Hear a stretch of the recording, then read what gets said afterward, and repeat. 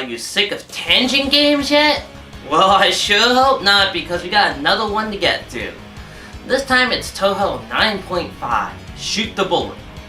Now, for all those playing at home, I want you to just take a guess what a game called Shoot the Bullet could be about. Do you have them in?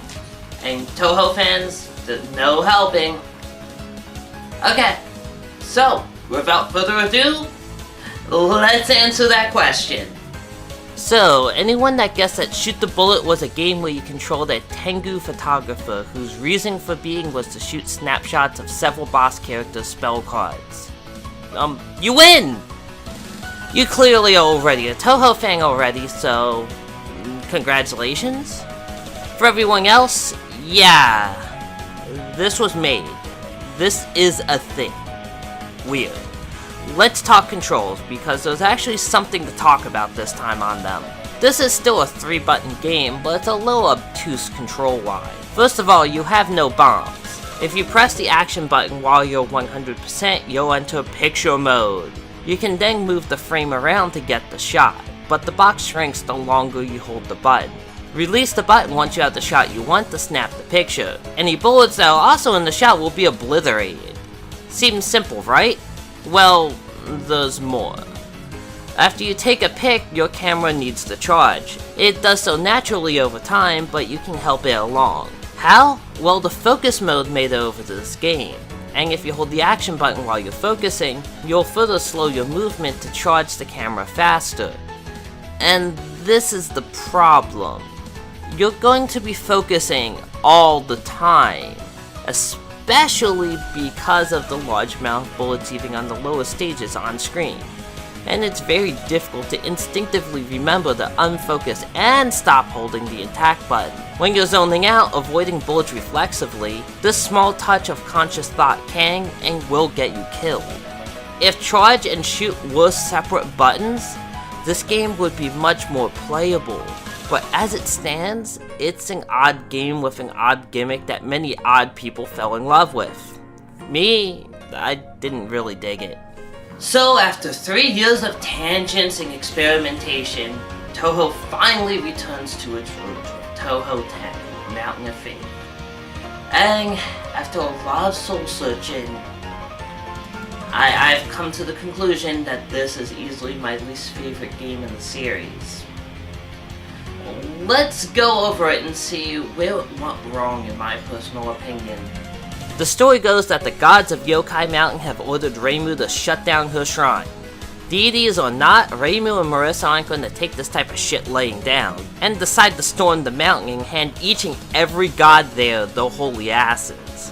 If you didn't think Reimu was badass before, taking on 1,000-year-old ghosts, vampires, and various demons, now she's officially handing gods their asses on a plate. You have to imagine that might go to her head, right? After all, kinda hard to be a god-fearing woman when you've literally beaten down half a dozen of them. So up the mountain you go, poning a number of forgettable characters, including Aya, the stars shoot the bullet, before encountering the Moria Shrine and a Miko named Sanae. Reimu, being the bloodthirsty bitch that she is, isn't about to humor a contrasting religious view and quickly downs the psychic before moving on to the head god, Kanako Yasaka. Her goal is to go all Christian on Gensokyo and unify all worship under one god, mainly to try to combat the declining faith among Gensokyo's residents.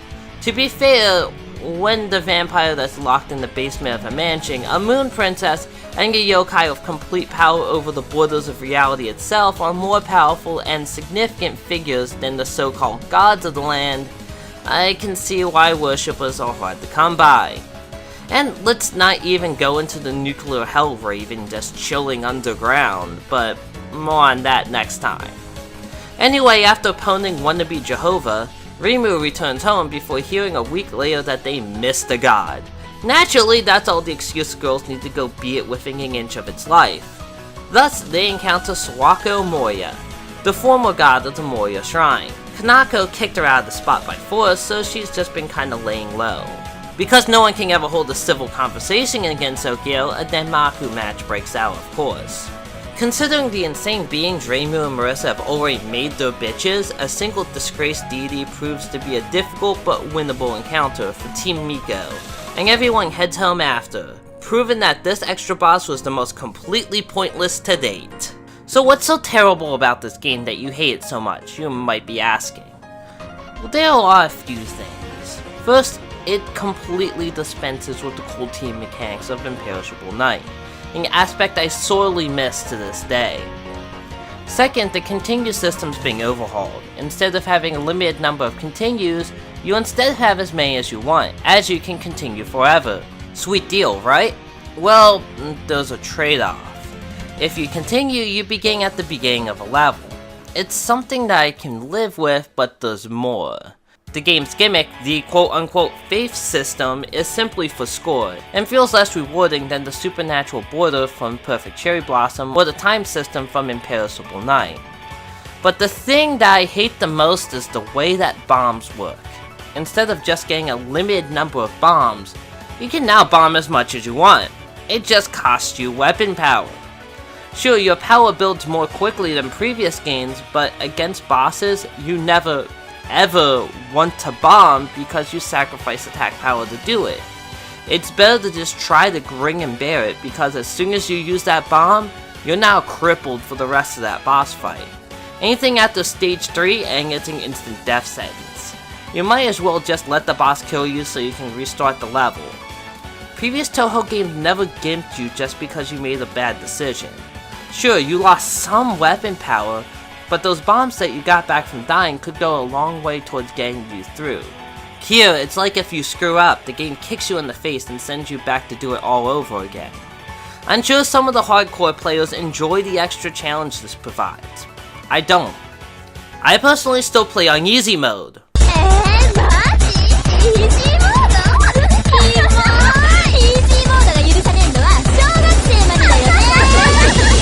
Yes, easy mode.